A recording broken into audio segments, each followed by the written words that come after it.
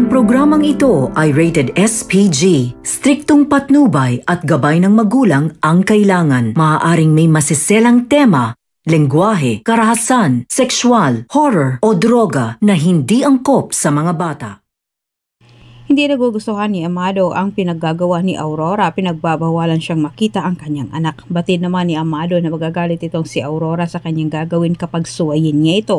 Pero hindi na umano niya hahayaan itong si Aurora na itago itong si Paco. Gusto na niyang makita at makausap ang anak para malaman umano ni Paco ang totoong plano ni Aurora para kay Sam at sa bata.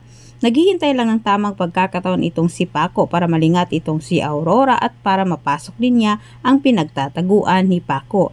Samantala sa kabilang banda, hindi na pinaaresto ni Galvan itong si George sapagkat dahil sa bata. Ngunit binalaan din niya ito na sa oras maisinilang umano ni George ang bata ay kailangan umano ni George managot sa batas. Pero pinanindigan ni George na wala umano siyang kinalaman sa pagkawala ni Basil, Beverly at Peter. Hindi naman natutuwa itong si Vivian sa masamang ibalitang nakarating sa kanya na buntis itong si George. Pakiramdam ni Vivian may kaagaw ang kanyang anak sa trono at tilang nagbabatya ang boses ni Vivian na may masamang gagawin siya dito sa dinadala ni George. Samantala dinidiin naman ni Aurora itong si George na ito umano ang serial killer sa palasyos. Inuudyokan niya itong si Galvan na ipakulong na si George upang matiyak nila ang kanilang kaligtasan.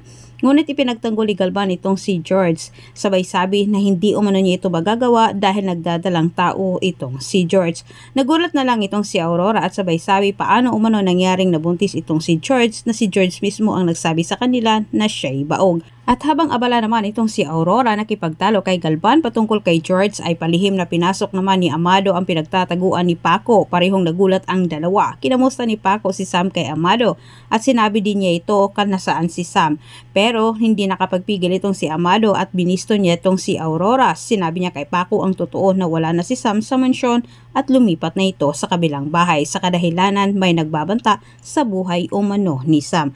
Bagay naman na hindi ito nagustuhan ni Paco at nakiusap din siya kay Amado na tulungan umano siyang makalabas dahil gusto umano niyang makita at makausap ang kanyang asawa. Kumuha ng maraming bantay itong si Galvan para bantayan itong si George pero pumalag naman itong si Aurora at sinabi niya paano umano mapapahamak itong si George kung si George mismo ang serial killer. Antabayanan po niyo ang susunod kong update at maraming salamat sa inyong panonood.